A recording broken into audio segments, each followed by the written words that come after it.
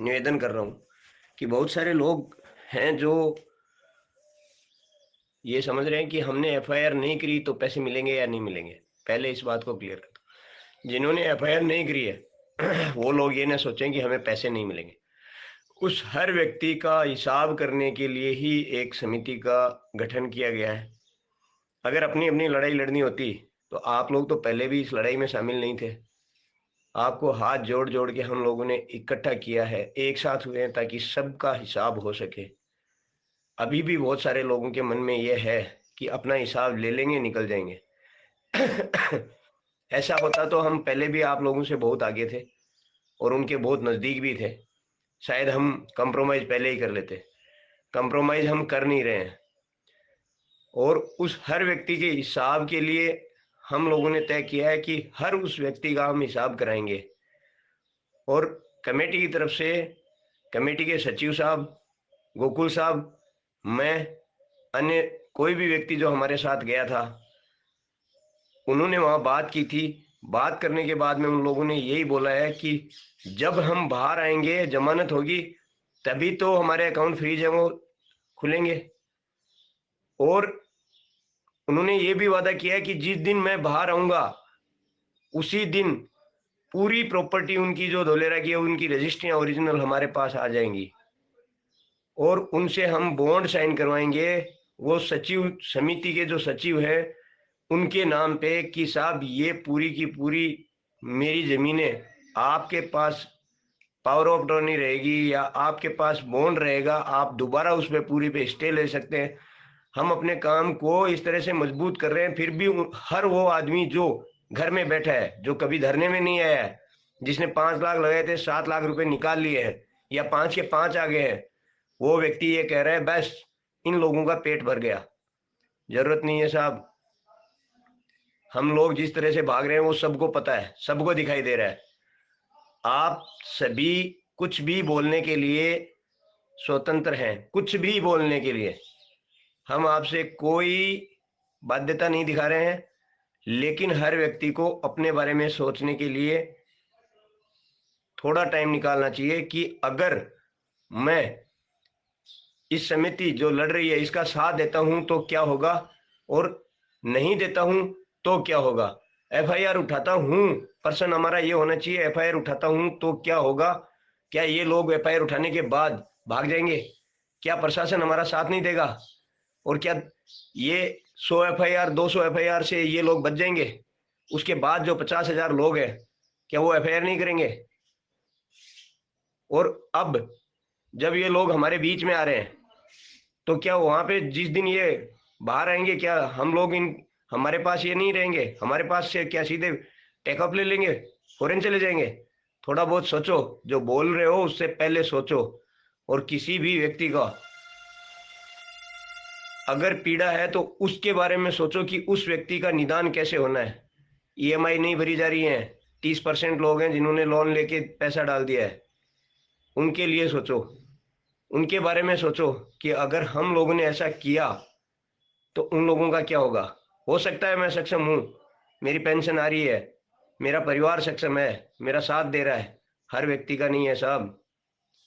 अगर मैं एफआईआर उठा लेता हूं तो भी अभी भी मेरे पास 2-2.5 हज़ार एप्लीकेशनें पड़ी हैं तुरंत एफआईआर लॉन्च करवाने के लिए। और फिर जो एफआईआर दर्ज होंगी वो यहाँ नहीं होंगी, फिर वो थाना सीकर नहीं होगा। ये भी आप सब लोगों को पता है।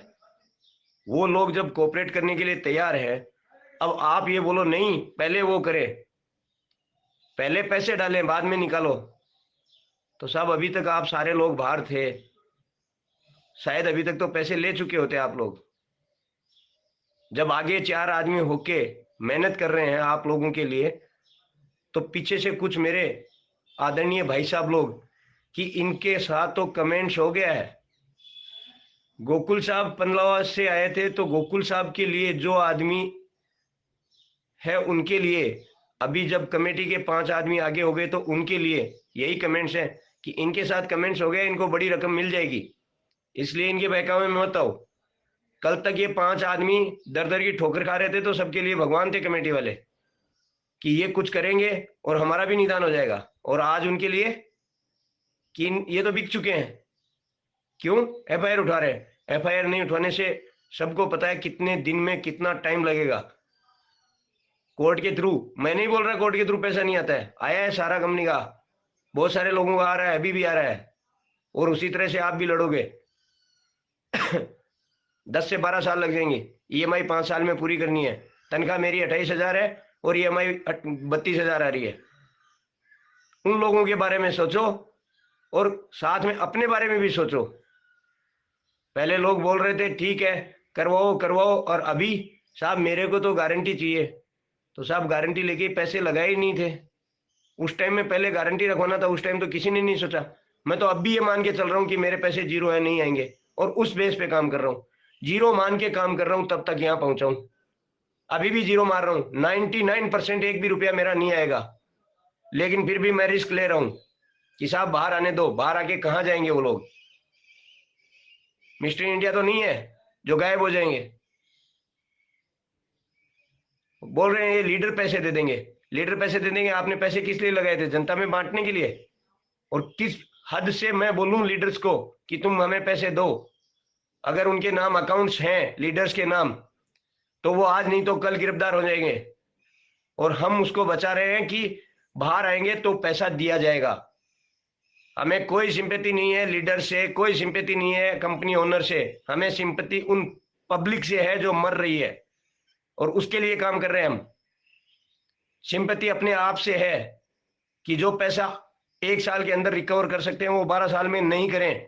अगर 1 साल में मैं मूल रकम भी ले रहा हूं तो 12 साल तक मैं उसका कुछ करके आगे बढ़ सकता हूं। 12 साल बाद में भी आप लटक के अगर कुछ करोगे तो कितना फायदा होगा वो सोच लो पहले। और हर आदमी को, जैसे मैं कुछ अच्छे नतीजे पे पहुंचने वाले होते हैं, पीछे से बहुत सारे लोग एक ऐसा माहौल क्रिएट करते हैं कि ये ऐसे है ये ऐसे है। तो आप लोग सब समझदार हो, ऐसा तो है नहीं कि सिर्फ हम 5 लोग ही हैं जो सोचने के लिए बाधित हैं। आप सब लोग सोच सकते हो। आप सोचिए, आराम से सोचिए कि ये जो हम कर रहे हैं उसमें फायदा है, या जो ये लोग चंद लोग जो छुप के पीछे से कमेंट्स करते हैं कि इनका पेट भर गया, ये बरगला रहे हैं, ये मिले हुए हैं, ये रिश्तेदार हैं, ये वो हैं। अगर इन बातों में अगर दम है तो उनके साथ में उनका पक्ष लेके देख लो साहब। रही बात हिसाब की, तो हिसाब का उन्होंने बोला है करने के लिए, भाग वो सकते नहीं है, ऑप्शन उनके पास है नहीं। एफआईआर हमारे पास और इतनी पड़ी है, इतनी ज्यादा पड़ी है, इससे कहीं ज्यादा। अभी तो 2% लोग जागे हैं, बाकी जो लगे जागे हुए हैं उनको रोक रखा है। जिन्होंने एफआईआर नहीं करी हो, हिसाब कैसे होगा? हिसाब कैसे होगा? किस तरह से देंगे? पहले बोल रहे थे हमें कुछ भी करो 70% मिल जाए तो भी रो रहे थे। अब जब लाइन पे आ रहा है काम, नहीं नहीं साहब हमें तो वही चाहिए जितना लगाया था, जितने के लिए लगाया था। लाख लगाया तो 1,80,000 चाहिए। ऐसे लोग भी बैठे हैं। एक बार काम लाइन पे आने दो, बाहर आने दो, एग्रीमेंट्स होने दो, काम स्टार्ट होने दो। इतना संयम तो रखना पड़ेगा। जब 3 महीने से रख रहे हैं तो 1 महीने में कोई और ज्यादा नहीं मर जाएंगे हम लोग, लेकिन अगर 1 महीने में उम्मीद जग रही है तो उसमें हमारा साथ दो। नहीं दे सकते तो कम से कम साइलेंट होके देख तो लो। नहीं होता है उस टाइम में आप लोग क्या वहां पे, जिस दिन जमानत होगी उस दिन वो आप लोग वहां आना, आपके सामने हो जाएगा। और मैं कोशिश करूंगा कि हमारा कोई भी वीक पॉइंट ना रहे। अगर हमारा वीक पॉइंट रहता है तो हमारे लोगों को नुकसान होता है। वो हम कमेटी ये सुनिश्चित करेगी कि साहब हमारा फर्ज है, हम आगे हुए हैं तो हम हमारे लोगों का नुकसान नहीं होने देंगे। उसमें मेरी तरफ से सिर्फ 2 ही पॉइंट थे। पहला, जो भी व्यक्ति विकलांग है उन व्यक्तियों का हिसाब सबसे पहले होगा। अगर किसी को ऐतराज है तो मेरे व्हाट्सएप नंबर पे कमेंट्स कर सकता है। विकलांग व्यक्तियों का हिसाब सबसे पहले होगा। उसके बाद जो भी व्यक्ति हैं, सभी व्यक्तियों में कौन कितना ईएमआई भर रहा है किसी को नहीं पता है, तो कुछ अमाउंट्स सभी व्यक्तियों के अकाउंट्स में डाले जाएं ताकि वो अपनी ईएमआई को सुचारू रूप से भर सकें। बाकी जो बड़ा अमाउंट्स है उसको बाद में बैठ के किस तरीके से क्या प्लान करना है, सॉफ्टवेयर में कितना आता है, आप लोगों के पास क्या हिसाब है, वो सारा कैलकुलेट करने के लिए टाइम लगेगा। जादू की छड़ी नहीं है जब आपने बिना पूछे बिना सोचे समझे 20-20 लाख रुपए दे दिए और अब आपको चुटकी बजाने के साथ में जो आगे 5 आदमी खड़े हैं उनकी गारंटी के साथ पैसे चाहिए। थोड़ा सोचने वाली बात है और थोड़ा शर्म करने वाली बात है। आगे आके खड़े होके देखिए किस कंडीशन में हम काम कर रहे हैं। कल तक जो लोग छुपे हुए थे वो आज आपके सामने आके बोल रहे हैं कि साहब मेरे पास जो भी बचा खुचा है वो मैं आपके पास रख रहा हूं बतौर गारंटी। नहीं देगा वो आपको, और क्यों देगा? ना ही मैं इसके पक्ष में हूं। अगर मैं भी पहले दिन जुड़ा होता और बड़े पैसे कमाए होते मैं भी नहीं देता, लेकिन अभी लोगों की प्रॉब्लम्स देख रहा हूं, समझाने की कोशिश कर रहा हूं, इसलिए आगे खड़ा हूं और उन लोगों से गारंटियां रखवा रहा हूं ताकि वो लास्ट लाइन तक हमारे साथ लड़ें, लास्ट लाइन तक पैसे दिलाने में हमारी मदद करें। हमसे ज्यादा कंपनी को वो लोग जानते हैं, इसलिए मेहरबानी करके साथ दें। ऐसा कोई काम ना करें। जब हमने पैसे दिए थे, जब कंपनी भाग गई थी, तो 10-15 दिन बाद तक हम लोग ये सोच रहे थे कि अब एक भी पैसा नहीं आना है, और जब अब उम्मीद जगी है तो उसमें अड़ंगा ना लगाएं और अपने आप को मजबूत करें कि अगर दोबारा गड़बड़ हुई, अगर इन लोगों ने कुछ चकमाबाजी करी तो क्या करना है उस चीज को सोच के रखें और उस चीज के लिए तैयार रहें।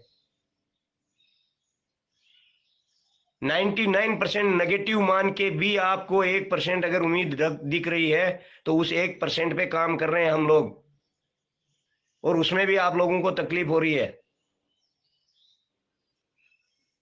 मुझे भी पता है कोर्ट में एफआईआर करने से उनको गिरफ्तारी होती है, उनको सजा मिलती है। एफआईआर से पैसा नहीं मिलता साहब। पैसा मिलने के लिए आपको कोर्ट का दरवाजा खटखटाना पड़ता है और उसका प्रोसेस है जो 8 से 10 साल लग जाते हैं। सारा इंडिया का केस सबको पता है, प्रिया परिवार का केस सबको पता है, श्योर गेन का पता है सभी को। ऐसी बहुत सारी कंपनी आई है, लेकिन हम कोशिश कर रहे हैं कि उस ट्रैक पे न जाएं कि लोग मर जाएं। लोगों के पैसे तो गए क्योंकि वो छोटी छोटी स्कीम थी, इसमें पूरी जिंदगी दी है लोगों ने, नहीं खड़े हो पा रहे लोग। इसलिए मैं आप लोगों से फिर से रिक्वेस्ट कर रहा हूं, एक बार जब पहले भरोसा किया था तो एक बार फिर भरोसा, वो भी चंद लोग जिन लोगों ने एफआईआर कर रखी है उनके लिए मैं रिक्वेस्ट कर रहा हूं कि साहब लोग आप हमारा साथ दो। जो बाकी बचे हुए लोग हैं वो आप अपनी कार्रवाई तैयार रखें। अगर वो मना करते हैं तो हम सारी कार्रवाई एक साथ करेंगे, ये वादा करता हूं। ना तो मैं बिकूंगा, जो लोग बोल रहे हैं मोटी रकम ले ली है मिल गया है, ना मैं बिकने वाला हूं ना डरने वाला हूं, और ना ही मैं आप लोगों को धोखा दूंगा। पैसा मिलना नहीं मिलना वो बहुत बात की बात है। ये सारी चीज सोच के अगर आप लोग मेरे साथ आते हो तो मजाल है कि ये पीछे हट जाए। प्रशासन किन लोगों से बना है? हमारे ही भाई है ना। पुलिस में कौन है, न्यायपालिका में कौन है? हमारे ही भाई है। कोई आज ये नहीं चाहता है कि इस पब्लिक के साथ इतना बुरा हुआ है वो और ज्यादा तंगी की हालत में पहुंच जाए। अभी तो तीसरा महीना है, ईएमआई डिफॉल्टर होने में अभी कुछ लोगों के पास पैसा था भर दिया, अभी ईएमआई डिफॉल्ट होंगी ना तब देखना क्या क्राइसिस फैलता है। उससे पहले हम सुलझना चाहते हैं, उससे पहले हम लोगों को रियायत दिलाना चाहते हैं। साथ दो, नहीं दे सकते तो कम से कम दूसरों को भड़काओ मत, उनको ये मजबूत करो कि अगर सही में आप सही आदमी हो तो ये सुनिश्चित करो कि अगर इनका प्लान ए फेल हो गया तो प्लान बी क्या होना चाहिए और उस टाइम हमें कितनी ताकत लगानी चाहिए वो सुनिश्चित करो आप। कि साहब हम ये एक फैसला ले रहे हैं, बहुत बड़ा फैसला ले रहे हैं, अगर ये फेल हो जाता है तो किस तरह से हम वापस जो मुहिम छेड़ी है उसको वापस खड़ा करेंगे। बस हो गया, कंपनी भागी थी, मैंने देखा था घर घर में जाके छुप के बैठ के रो रहे थे। ये नहीं समझ में आ रहा था कि क्या करें क्या नहीं करें। पता कर लेना आपके घरों में लड़ाई किसी न किसी के गांव में हुई होगी, एफआईआर और कोर्ट में कितना टाइम लग जाता है। और जब पता कर लोगे तो पता ये भी कर लेना कि जो हम कर रहे हैं गांव की लड़ाई, घर की लड़ाई, अगर घर में 5 आदमी बैठ के सुलझाते हैं उसमें फायदा होता है या कोर्ट कचहरी में? कोर्ट कचहरी में लास्ट मोमेंट जिसने केस लड़ा उसको पता है जमीन का केस होता है, तो उसमें लास्ट मोमेंट यही होता है, मध्यस्थता करके समझौता होता है। कोर्ट में भी लास्ट में 6 साल 7 साल बाद में समझौता होता है। तो आपसे मेरी विनती है कि जो स्टेप हमने उठाया है उसमें हमारा साथ दें, और नहीं होगा तो मैं वादा कर रहा हूं आपसे कि मैं अभी भी पीछे नहीं हटाऊंगा, बाद में भी नहीं हटूंगा, लास्ट मोमेंट तक नहीं हटूंगा। मैं ये तो नहीं कह सकता कि मैं आपकी जेब में पैसे डाल दूंगा, लेकिन ये जरूर कह रहा हूं कि इससे बुरे नतीजे पे उनको पहुंचा दूंगा। फिर भी आप लोगों को यकीन नहीं है तो आप अपनी मर्जी से आप स्वतंत्र हैं, किसी ने आपको बाधित नहीं किया, ऐसा कोई कानून नहीं बनाया गया है कि आप लोग आए और करें। धन्यवाद।